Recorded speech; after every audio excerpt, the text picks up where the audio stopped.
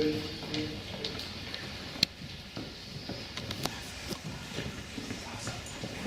Dear colleagues and friends and distinguished guests, thank you for the double introduction, I guess. It's never happened to me before.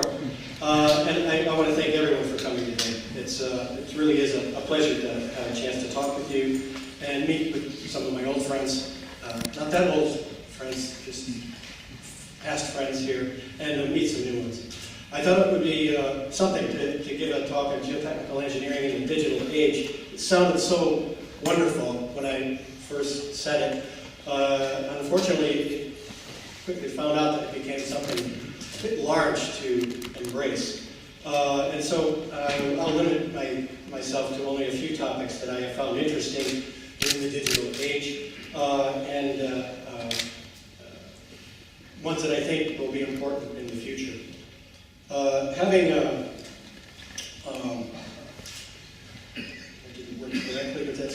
Having read through some of Professor Széchy's texts, I can only hope to be as clear and thorough in what I have to say today. And I'd rather consider this more of an invitation to discuss further rather than a declaration of any wisdom. After all, the digital age really just seems to be getting started. We'll see how it moves along. I'd first like to also thank my colleagues at Széchy. I consider them friends as well, and they are always willing to get to the business of learning and teaching, research, and professional excellence. Being a member of the slightly elder set, I am glad to see that the future is in good hands and in great minds with the younger colleagues that we have here. To give you a quick look, am I working here? No, I'm not working, I'm sorry. Wrong button, I'm sorry. I'll give you a quick look at where I'll be taking you today. I've listed some of the general flow of my talk. That said, many of the topics overlap, and I'll kind of go back around on things, so there won't be perfect structure. I learned the importance of history from my Hungarian friends, who are always willing to teach me another precious nugget of Hungarian history when the wine is being served. So I'll start with a little bit of that, with the history, with the wine. The other topics are broadly categorized by how an engineer might perform his or her work. That is, data gathering, monitoring, lab testing, and finally doing some modeling for better design, and then reflective thinking and coming back to see what they can do better. From personal experience, I can say that the crazy cycle of hardware and software development will not stop anytime soon. I've listed some of the software packages I've learned or taught, or both, since 1977. You can see AutoCAD started around 1983 for me, version 3.1. Spreadsheets were just starting and were not anything serious to work on until a couple of years later. Any real serious engineering calculations were done in Fortran, on a mainframe, or on a mini computer. Operating systems and programming languages seemed to enjoy a period of popularity, and then withered, except for a few exceptions that we just can't afford to forget. Mostly Fortran, because of the millions of lines of code that have been written in Fortran and cannot be left alone. Once peer-to-peer networking, however, came into being, the days of the mainframe were pretty much numbered, even for civil engineering work. The first American conference on microcomputing and civil engineering was held in Orlando, Florida in 1983. I remember being there and presenting a paper, and there was about 100 different papers on different topics. Perhaps at the time, the only real software that was not fully mastered, even at that time, was writing programs for the PC to do nonlinear finite element analysis or something like that. It just could not fit that into such a small package yet. Perhaps the first serious civil engineering computation with computers started in the 60s as an outgrowth of sort of matrix structural analysis. I'm sure many of you know that. It was well suited for the job, as natural evolution for researchers and professionals working with large numbers of linear simultaneous equations. What better to do that than a computer? Something else that developed at the time was fast Fourier transform. I'll talk a bit about that more also. And we'll also talk about some other geotechnical computation specifically, and using computers in the laboratory. The Fourier transform was not just formulas, but it was a different way of thinking. That's why I spent so much time talking about it to my students also. It was the first time where thinking about the numerical analysis, thinking about the mathematics, fit back into the machine itself. Okay. When you do a Fourier transform, what you want to do is take this sort of time history here, like an earthquake, and boy, oh boy, that is some kind of scrambling stuff there. Worse than my writing. You'll want to take apart this time history and put it into its component sine waves, or cosine waves, so that they add back up together to make this time series. To do the actual calculation, it's really much clearer than this just recently. To actually do the calculation, it requires you to go through a loop of calculations in two sets, one inside the other. So if you have, say, 1,000 numbers you want to transform, you'll have 1,000 times 1,000 loops to calculate. That's the way it was done in the old days, or initially. Cooley and Tukey figured out a way of actually a recursive type of an algorithm where all they had to do, I'm glad that came out better, that would have been a nightmare if that was scrambled, where all they had to do is shift numbers around. You can see here, you have half of them up here shifted down, the other half shifted up. And over here, the first 4 and the bottom 4. And over here, 4 at a time, or 8 at a time, 4 at a time, 2 at a time. Trade it back and forth. It was a very clever methodology to do it. What it meant in doing this calculation was that we could make the calculation occur again, instead of n squared times the number of values we had, to n times the log of 2 in n. So that if we had 2,000 points to perform a transform on, it would take us 22,000 calculations instead of 4.5 million, or 4.2 million. Computational time, that meant changing from 1 day of computation to 8 minutes, or from 1 year of computation to 2 days. You can realize that the quantum leap in reduced time of calculation in order to do this. The only requirement is that the number of data points had to be 2 to the nth power. That could be quite easily done just by adding zeros to the end of the time series, to the end of the earthquake, or to the end of whatever you want to do. The computing times were reduced greatly, but that not only changed methods for analyzing time history signals like earthquakes, but it began a revolution in numerical methods, since the idea of incorporating a binary machine into the solution showed how advantageous that could be. Other solution methods for solving simultaneous equations and doing other transforms quickly followed suit, and people began to really work hard to make it more and more efficient to place those kinds of computations into a computing machine. For geotechnical engineers, one of the landmark studies was done by Clough and Duncan in 1971. It was published in a finite element analysis of the Port Allen Lock. The U.S. Army Corps of Engineers was looking for explanations into the behavior of the complicated sort of the process. Clough and Duncan, excuse me, my button's not working. Come here. Try again. Okay. This is a cross-section of the U-frame lock that allows the barges to move up and down on the Mississippi River. The square holes on either side are where the water passes in and out, and you can see sand backfill on either side and so on. Coming up with a good analysis of this, structurally as well as soil structure interaction, was very difficult. Clough and Duncan used a finite element model that was rather coarse by today's standards, perhaps, but not then. They incorporated nonlinear soil behavior, soil structure interface elements, and a staged construction process where they could take results from the previous step and use that as a starting point for the next step. Shown here are the construction stages that they would use in their analysis. Finally, what they did, they compared their computed results to measured results to show the validity of the approach. Now, the Corps of Engineers was so adamant to get this done, they were willing to give them any data that they wanted. And the first data they had, you can see here, was 1957. So the data was already 15 years old when they went back and analyzed this using a finite element method. In the laboratory, the Apple computers became more than just a toy with the introduction of data acquisition cards. They had enough computing and storage power to perform a great deal of data logging and test control, although the specs shown here are not very impressive by today's standards. They were the best little microcomputer at the time.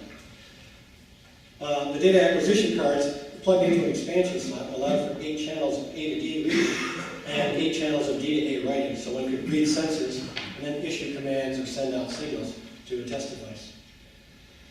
I built a machine like that in 1981 that performed a torsional shear test. You can see the apple tucked into here. This is my display screen, signal conditioning equipment, and other amplifiers and such, all hooked into there. It performed the test and produced output test and stress strain loops on the screen and stored the data in a text file for later review. Spreadsheets and technical plotting software did not exist then. So the results agreed nicely with some of the other measurements that we made in resonant column and other things like that. The input screen for the test was all hotkeyed to specific letters, since there were no such thing as a mouse or anything to click on. Another set of computer-controlled testing was set up by GES. This was from Bruce Menzies' paper, doing a triaxial testing device. Controlled load, confining pressure, and pore pressure, so that you could control the three main components of a triaxial test. And you could either control the volume or you could control the pressure. You measure the quantity. This is the same sort of controllers that we bought back in 1986, and then we converted them to do some other work. We modified the controllers to perform hydraulic conductivity tests as well, by controlling the flow out of the conductivity cell here using the controller here. We could control Q, or the flux, out of the sample, and we would allow the pressure, the differential pressure, to reach whatever differential pressure between the top and the bottom, to reach some sort of equilibrium. Here's a typical readout in real time here. This shows the volume of water being extracted, nice steady flow here.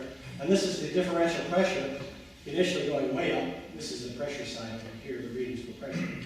Initially going way up, and then reaching a fairly consistent steady state. Notice also the amount of time it took to reach a steady state was a matter of 60 seconds, or a couple of minutes, if you were really patient, instead of taking perhaps all day to run a constant head test on a low hydraulic conductivity sample. We could also use a temp-piece moisture cell when air is introduced to the top and the ceramic porous disc is used in the bottom. And we do the same thing. We extract water out of the bottom and allow the pressure difference here to build out. This pressure difference is exactly equal to the amount of suction pressure that is generated within the soil as it loses the water coming out of the cell. This can be done very, very slowly with the controller, about 1 cubic millimeter every few seconds. But it could be done consistently, and you didn't have to stand and watch it. You could log the data and then plot the data out later for analysis. And we were able to do this in such a way that we could extract 5,000 points and extract water, and then let it come back in, and then extract some more, and let it come back in again, and take out some more, and put some back in, and then finally take out a bunch, and go. Normally, this kind of test, as it was laid out by agricultural testing and soil science people, you would get 5 or 6 points in a test, and it would take a month. This particular test took 3 days. GDS liked the paper we wrote on it. Actually, Károly and I wrote the paper on it. They liked the paper so much that they started making cells to do this kinds of tests later on. And they still sell them today. Now, I got to ask you a question, whether or not software advances and hardware advances equal geotechnical advances. And finally, you get to see a very close picture of the way I think about things and the way my mind works. I want to give you this thing to think about. If my clicker works, and it's not. Who's the right? Oh, I got to go here, don't I? Thank you, Thomas. And it's there. Yes, yes, yes. No, no, no. Sting that again. Yes, yes, yes. No, no, no. So my answer there is going to be yes and no. It does bring some advances, but it also points out a lot of problems. What early analysis and testing also demonstrated was that they could be very wrong and very difficult to correct because the answers were more hidden in the software or in the test data. As more engineers used finite elements or automated testing, they became more aware of the difficulties and mistakes one could make. Like any new technology, that digital work undergoes a series of forward movements followed by backward correction and reassessment. The diagram here shows schematically what I was thinking about. You have a group of certain technologies developed by advocates who really like the technology, but perhaps they're not the best ones to judge how well it really works. Okay? Finally, it's introduced into the profession, and hopefully it's verified by some sort of field testing or some sort of data analysis or other things like that. And then either it has to go back to exchange, or what geotechnical engineers love to do. It's modified by some sort of empirical correlation or relationship to help correct its behavior. Geotechnical engineers are quite comfortable with it, perhaps more than structural and other engineers, since a lot of it's done as an empirical set. If that works out to be good, then it may be adopted in practice. Or it may go back for more work here, and perhaps we'll match theory and practice together, and then finally be adopted in practice too. No matter which way it goes, the journey from the birth of technology to its adoption into practice can be a long and difficult one. One influence in the U.S. On the study of geotechnical engineering was the push to clean up the environment in the 90s, which was also the time when all this microcomputing and personal computers were being developed. So that led to a rethinking of the general approach to risk, data handling, modeling, the hardware and the software in the field and in the laboratory and in the office to accomplish all these things. The evolution shown on the table indicates that exploration became more important as affected sites became larger and risks to large numbers of people increased. So we went from the standard sorts of geotechnical investigations here, from high rises and dams to offshore nuclear power plants. Of course, nuclear power plants are extremely high catastrophic risk, but they're sort of a specialized structure, and there's only very few of them that are ever built. I think there's less than 100 in the United States. But as we moved into solid waste land disposal, and we then moved into hazardous waste sites that we've discovered in the U.S., there were thousands. And thousands everywhere. And so we could not apply the same principles and the same amount of effort and the same approaches to that kind of study as we did in the past. What happened in the end, then, was that due to both the legal kinds of aspects, too, as well as the technical challenges, the integrated engineered sort of systems came into being, where many different types of tests were employed, and different efforts were made to reduce a risk and the likelihood of any sort of catastrophic failure. They also forced us to formalize a method to communicate with professionals outside of engineering. Environmental scientists and biologists, chemists, public health workers, lawyers, politicians made life very interesting for geotechnical engineers. And modeling became much clearer. It had to become clearer because it had to be explained to everyone, not just to other engineers. That helped the geotechnical engineers decide more clearly what they needed to do as well. So the new, more rigorous testing and data handling methods, though, were also really expensive. But that wasn't all a bad thing, because the payoff was very, very good. For a Superfund site, the percentage of geotechnical costs as a percentage of the total project climbed up to, sometimes up to 15%. And a Superfund site, maybe millions and millions of dollars. So some geotechnical firms made a lot of money, but they also became quite sophisticated in how they were able to do different kinds of studies. The quantity of data, though, was a lot, and generated from these geoenvironmental projects, and it forced you to rethink how to process data. So what you would do then is go into the data, and you, oops, didn't want to do that. Excuse me, there.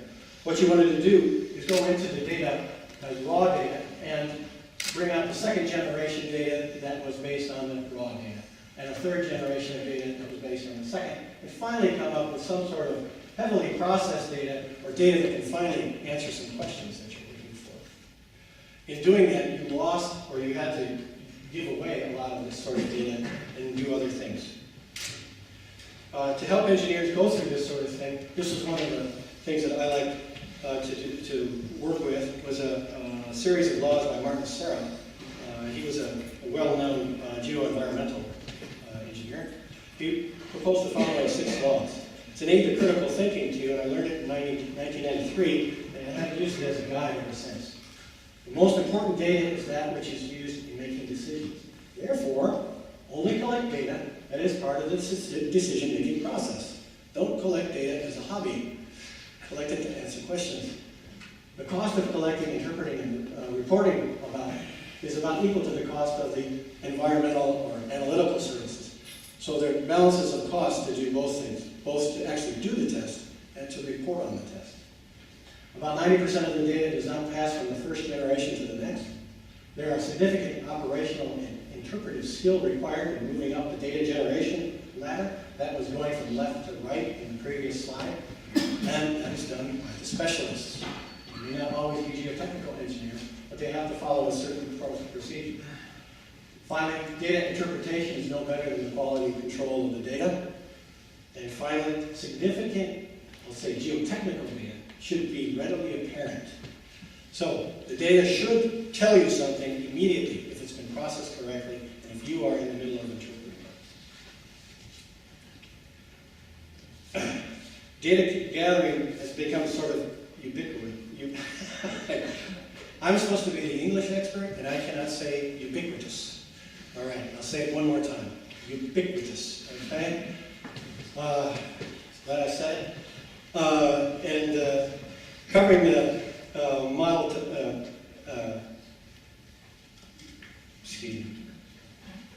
data formats that we work on conform to different standard GIS standards. And I mixed up myself. That's okay.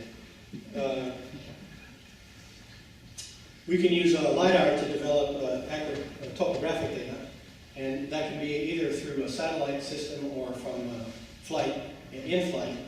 I'll talk about point clouds a little bit later. This is a particular LiDAR image of a levee failure, and you can see in the lower left column, or look, man, I'm having trouble with my laser pointer, not to too close. Here's the actual levee and the failure. You saw a photo of the failure earlier, and this is the topographic contour of the valley as it moves downward. If we use a little bit of satellite imagery to drape the actual forestry over the top of the topography, it makes for a nice realistic picture. Here's the breach here, here's the cascade down to the highway, and finally the highway also being wiped out as a result of the levee failure. Another evaluation of levees shown here. This is a 30-kilometer length of levee evaluated for 4 conditions. There's going to be the land side slope, the height of the levee, the width of the crest here, the width of the crown, and the waterside slope. So 4 criteria are used in the LiDAR evaluation, and as you move down the LiDAR evaluation, you can evaluate whether or not those 4 criteria are met or are not met. The places along this levee, along this stream here, for crown width are shown here, where the red is not wide enough and the green is wide enough. And the slope on the land side, and slope on the water side are shown here. Of course, we can combine these all together and decide whether or not we have a good levee or a bad levee.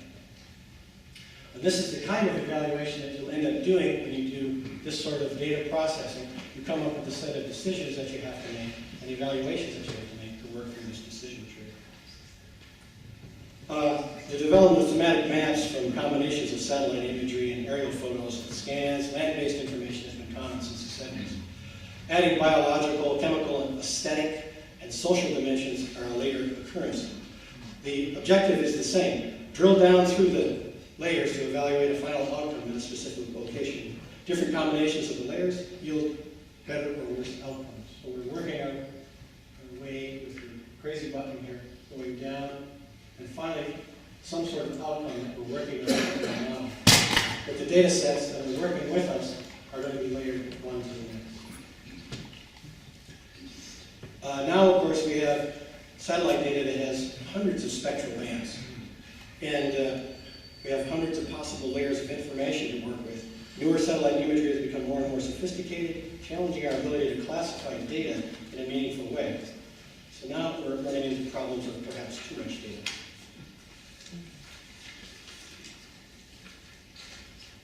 Point clouds have become another interesting topic because they are fairly easy and inexpensive to create. A pair of good resolution digital photographs, like the ones you see there, and free software will enable you to create point clouds. This is an epipolar projection where 2 pictures are reconciled to create a 3D image. The points in one view create lines in the second points on the second view creates lines in the first. By selecting the key points and linear features, a 3D model can be created. And you can kind of see that here, where the different measurement points and the important locations. The linears go through the linear features of the particular model, and the linear features go through here. Once you've set that up, you've set up an entire projection scale on both of the pictures, and you can generate a three-dimensional point cloud. Now, Musinski, this was in the Slovakian Geotechnical Conference last year, presented a really nice study where they monitored movement of a sheet pile structure during construction of control gates. You see here some of the equipment they set up for measurements and the control points where they were going to make other measurements and other reference points there. And using a laser scanner, they developed point clouds that look like this.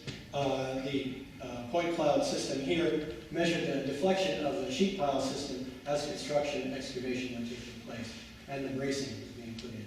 Other more local point clouds were generated to look at bending and other deformations of the actual structural elements. Total deviation between point cloud and surveyed points was less than 5 millimeters, done on a very quick basis, which wasn't bad because the overall movement of this system was on the order of 25 to 30 millimeters. Some geophysical measurements have become easier to interpret and more accurate. The cross-section shows a composite of electrical resistivity measurements made across a levee embankment during a full-scale seepage test. The moisture profile was verified by penetrometer, piezometer, and varied sensor data. Reconciling large numbers of data runs for the resistivity tests and inverting the data to produce a meaningful moisture map took about 3 days. And again, you can see all the features here where we have different flow regimes and different amounts of moisture pushing out through the levee out of the screen. Multi-channel analysis of seismic waves requires the software to perform an inversion process. Data is collected in the field on a laptop by sending a pulse through the ground, by that big strong guy there with the hammer, and measuring its arrival at several distances away. The software then proceeds to invert the data and find the most likely profile of soil modulus versus depth. There are many ways to reduce the data as shown along the bottom there. The full data picture is also rather wonderful art, but it's also necessary to understand what is useful and what is not. The phase line of interest is shown in white there on the left-hand side. The resulting profile is used for seismic response studies or other geotechnical analysis. There's just 2 of them that Marcia used in her PhD dissertation to look at different shear wave velocity profiles in Europe. Sensors using fiber optics cable can measure the locations of distortion in the cable over long distances, more than a kilometer. Different modes of deformation produce different optical reflections and refractions. By using the proper signal conditioner and receiver, axial, torsional, and bending can be detected in the cable itself. So all you have to do is lay the cable down somewhere, and it's set up so that as it bends, it refracts or reflects light, and the sensors that are attached to the end of the cable can pick that up, and they can pick up the location of those different deflections. Another advantage of that, of course, is that there's only one connection, only one cable. The cable is the sensor. So you don't need a bunch of other cables running in and out to go to discrete sensors all along this line. There's just one. The downside is that the reading device is about 40 million forints. As the price goes down, of course, this may become more and more common. Even at that price, though, for a specialized company to make these sorts of measurements, it's not a bad deal. You only have to use one readout device. You don't have to leave it with the cable. You can reconnect it and measure it later, and then come back again another time while you're measuring some other site that you're doing work in. MEMS sensors are another development in the recent digital age. Micro electromechanical sensors are fabricated at the chip scale. Accelerometers shown here in the inset cost about 3,000 to 5,000 forints. You can see 5 or 6 of them here. One of them is mounted on a circuit board. And they can be deployed anywhere to measure wave travel. 37 accelerometers were used to measure wave travel in a 5 by 5 meter sand tank. Various materials were buried to determine whether they could be detected. Here's an impulse point, 5 by 5 meter sand tank that was 3 meters deep. The energy source is here and the wave traveled outward in all directions. We could measure the free field side where there was no obstruction or no cavity. And we could measure the cavity side where there was an inclusion of concrete or air or styrofoam or something. And we could measure the different wave, the nature of the wave travel as it moved down. Being able to do 37 different sensors with 2 directions, that was about 70 different channels of data on the data acquisition system you saw earlier. One of the records that we had is shown here, where the wave pulse has gone past the buried concrete object, or is just a free field. The difference between the free field and the buried concrete beam then is taken on the graph below. Using wavelet transforms, we can use another method to extract more information from these waves and make some neat-looking pictures. Wavelets allow you to analyze time histories using different frequencies and time location of the wavelet. It's another talk, that's all I'm going to say about it. Here you can see the obvious difference, though, between the with and without the buried structure in the wave field. Digital image correlation uses 2 cameras to take an image of gray speckle pattern on an object. Interpolation functions are applied to the image to enable sub-pixel precision. As the specimen is tested, it forms, changing the speckle pattern. The digital image correlation software compares the new image to possible deformed images of the previous load step. When the best deformation patterns in the new speckled image is found, the new deformation field is recorded.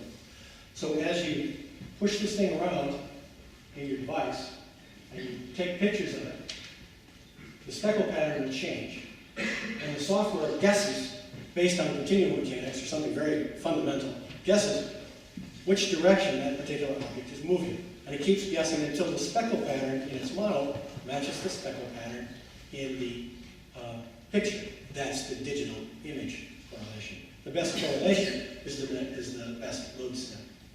Shown over on the right here, we ran, oops, not there.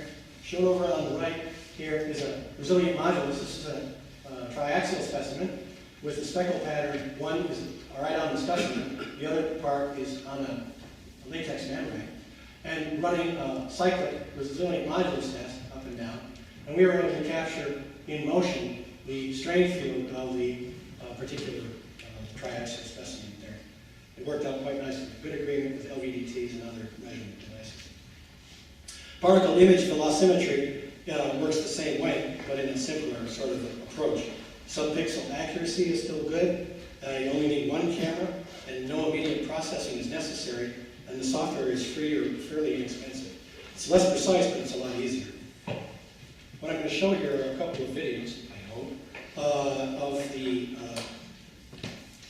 PIV type of test. Here's one here.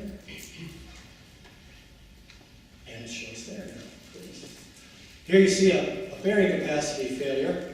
Here's the bearing capacity. Here's the bearing plate here. You see the velocity field or the deformation field moving outward in both directions. I'll run that one more time past you because it's a little bit hard to pick up the first time. All these points are measured as digital images, and then the previous one to the next one form up the velocity vector or the deformation vector from the test.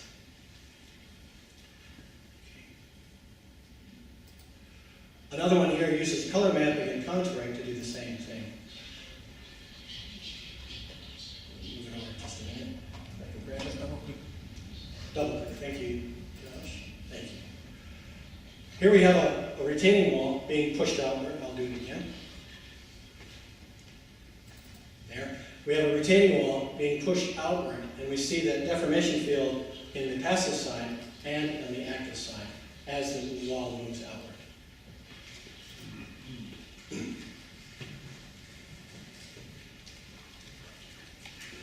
Approaches to computation and modeling changed a lot in that time, and now, of course, because you had PCs instead of a mainframe. Didn't have to worry about spending out your account. You could run it all day and all night. You didn't have to accept paying for the power bills, all you had to worry about. Additionally, much of the software was free or very inexpensive. With a little bit of programming skill, you could write your own programs. And there came user forums on the networks.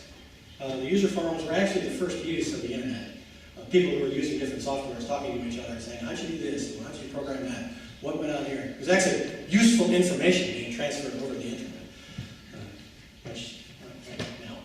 Anyway, one of the first development was the Intel 860.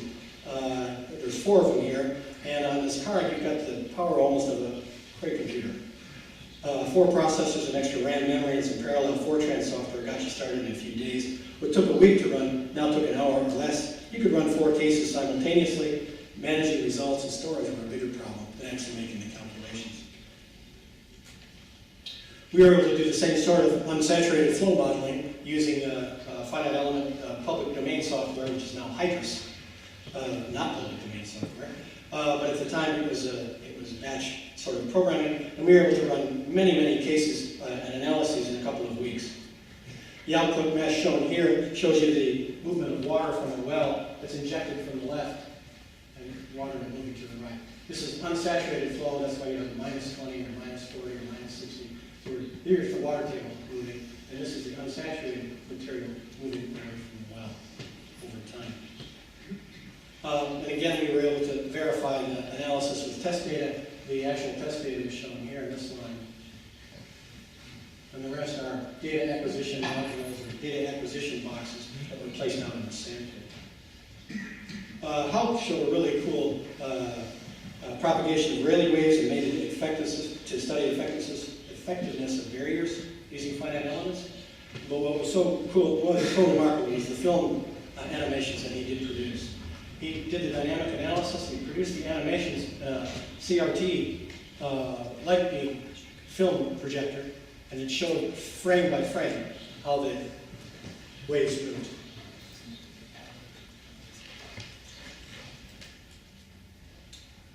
Microsoft PowerPoint has stopped working. No, I'm not going to check online. You got to help me here for a minute. How much bad? Here I am.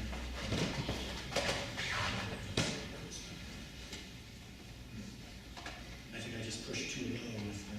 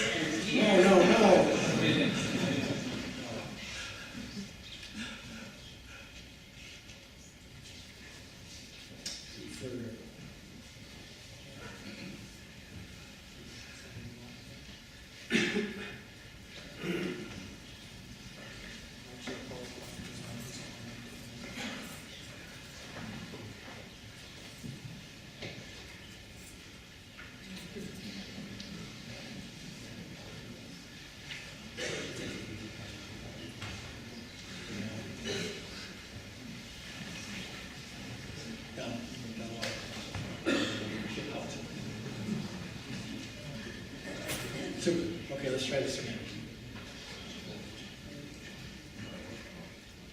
No, you're good. Let's try it right here. Okay, let's try this again. All right. So, like I said, he was able to produce this animation by actually etching under the film. Okay, we got that. That was the foundation, and finally we have the film. Here's the foundation moving up and down. Here are the Rayleigh waves being generated. And this is the actual, obviously, overly deformed finite element grid that he generated. Other studies he did were with different barriers in the ground to see how the waves would absorb or reflect different vibrations. I tried the same thing with a little railway embankment here. I'll see if it works. Boy, looking at the luck of our video so far, I'm not sure, so cross your fingers, but we'll see. It's working.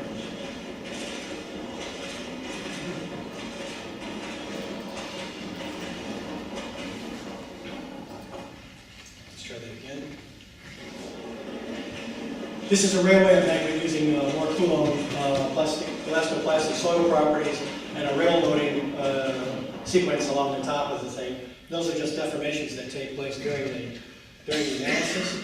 And what I wanted to really look at was to see if that energy is being reflected off the boundaries or is being absorbed by the boundaries so it does not reflect back into the area of stone. It did a pretty good job using a viscoelastic boundary condition, but the viscoelastic boundary condition had to be tuned to the type of loading that was taking place. If I can close it, I'll be all set. Great. That all looked really great, but I had to use old school kind of software processing to make the movies, actually, using batch mode. So you still got to know how to use the old stuff in order to make the new stuff. We can use probabilistic methods to help quantify uncertainty, and for seismic design it's a must. And we use temporal probability shown here, and they're also used in hurricanes and floods. Then you can use spatial probabilities to determine the location of an event, whether it occurs along a particular fault or a point location, if you will, or over a particular area.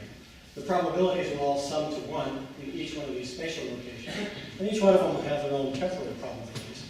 What you can start seeing now is, if you want to do a full probabilistic analysis, you have to analyze this over and over and over again. What you get out of it is that you get not only an answer, but you get the amount of certainty in the answer.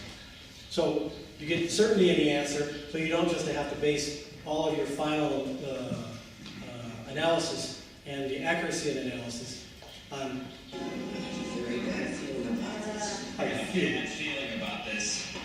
I have a bad feeling about this. Now, I've said that a number of times, and that's what goes through my mind every time I run a probabilistic analysis, and I start seeing it heading downward into what I'm doing. Now, we can do multiple realizations to appreciate the likelihood of something bad happening. We can then choose what it is we want to design for, whether we want to design for the most extreme case, or the top standard deviation, or the average case, or the lower standard deviation. But in order to get a real good idea of what the variability is, we need to run all these different realizations. This is about 1,000 response analyses for 2 different soil profiles in Europe.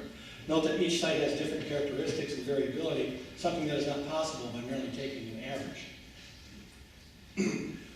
This helps engineers to make decisions about hazard maps and where to focus resources to strengthen the infrastructure.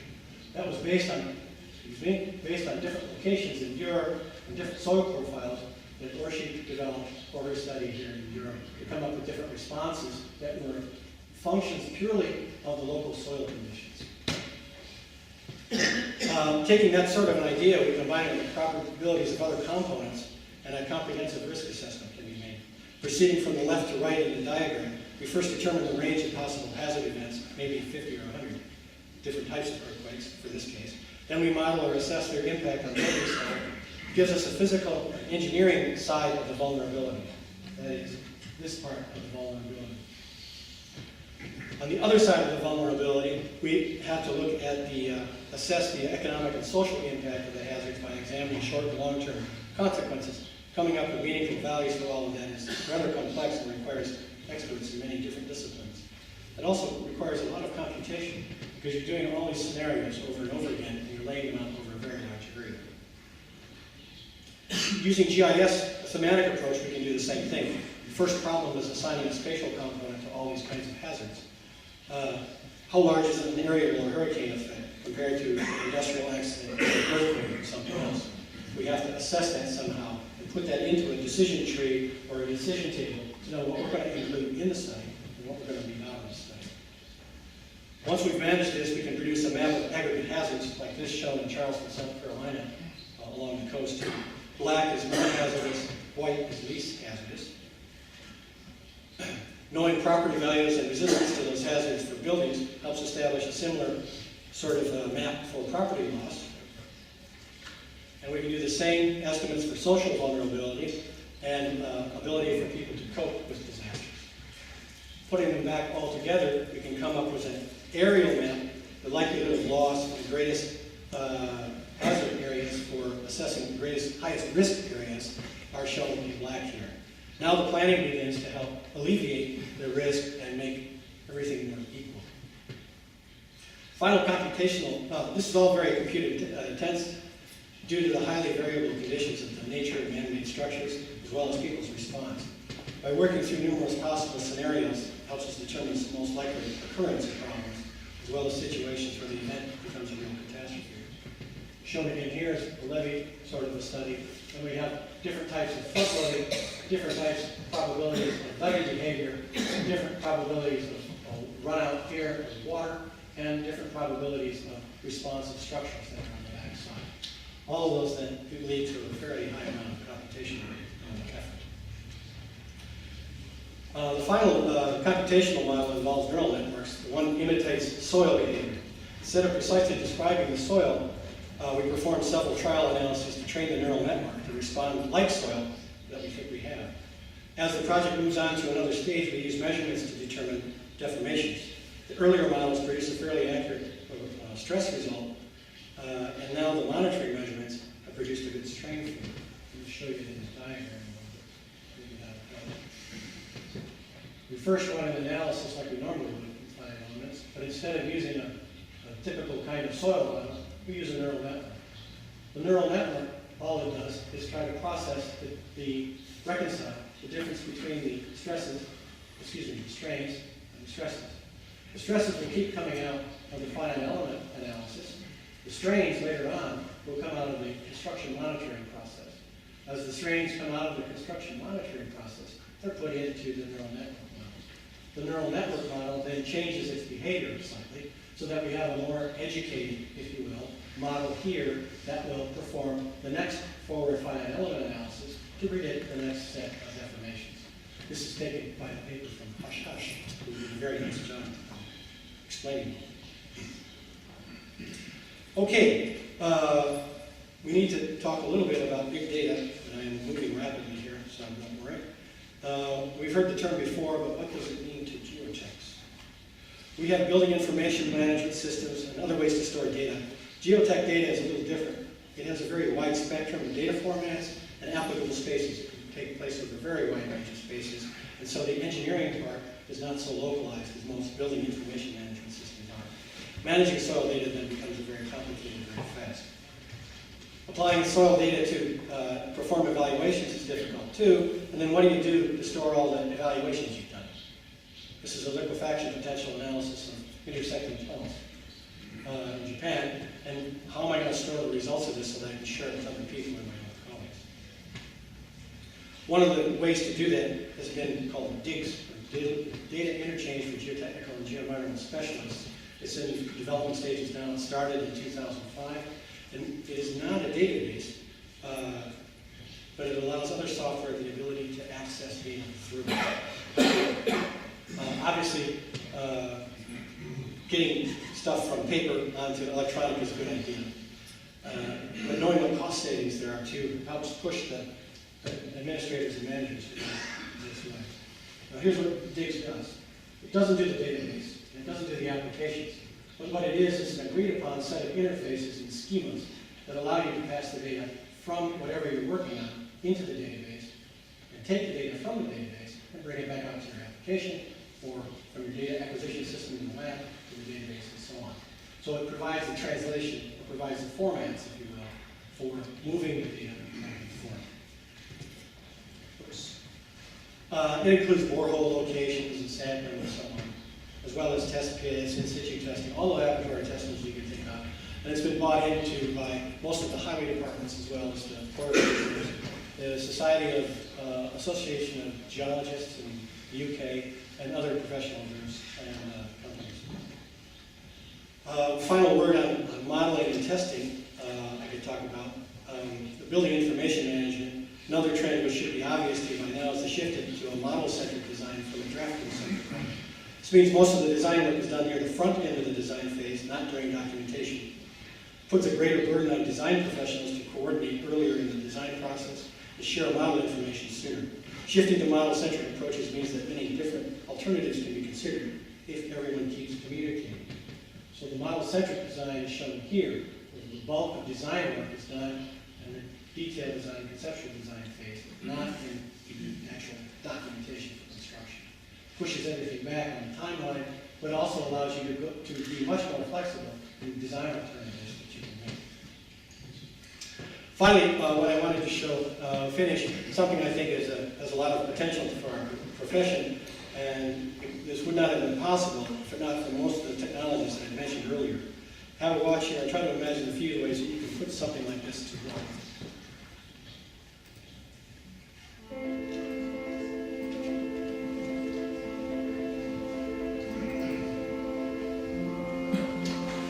This is Columbia, South Carolina, after a 1,000-year storm, flooding that took place.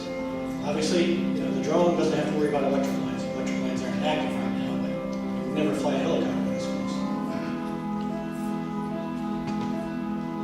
There's a fair amount of wind in this particular sequence, but you don't see it from the drone. It's got its own correctional electronics to keep it steady.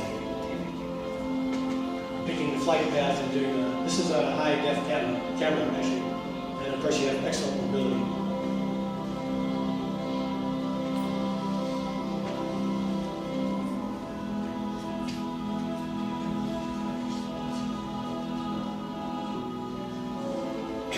You can do a good fixed position here and then measure the motion. You can measuring the water movement here from this. This is all in real time. And of course you can move around and take closer looks at what you're doing normally you can about. Great deal of control. This is actually a 4K movie. I reduced it to just high def. And you can spot focus as you fly by and see things as you go, so that you can look at things from different angles and end up doing that same point cloud construction that I talked about before to make solid models quite quickly from the frames that you've taken out from them. Again, getting down into actually making types of measurements and evaluations. Also, emergency response. This is in low light. You see the lights in the car behind. This is in the evening. And even in the evening, fairly good to work on that. Okay, for my conclusions, information obviously is plentiful. There's no problem with that. Maybe too plentiful. But managing geotechnical information requires geotechnical and information skills and tools. Critical thinking skills, students and young engineers, critical thinking skills have become more precious in order to decide what is good data. Data, again, is easy to obtain. Deciding whether the data is any good or not is much more difficult and applicable to your project. Be aware of technologies from other disciplines and how they apply to you, because all the things I've talked about today came from other places and other technologies, not from geotechnical engineering. Be aware of your workflow. You have lots of programs and softwares that will do things quite well, but when you have to combine them together, you have to think about how am I going to get from this software package to the next one.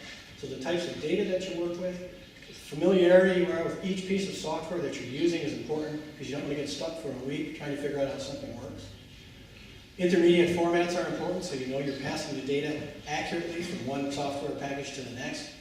And appearance of the final product and archiving it as well is also important. Allow time for the learning curve, even though you've already done things before. Chances are when you're using the software again, you won't know everything about it again. Come by and say hello to me anytime. I love to hear your ideas. And again, like I said, this is the start of a discussion, not the end of a discussion. There's my email. Of course, I'm at Széchy. I will be developing a web presence as well.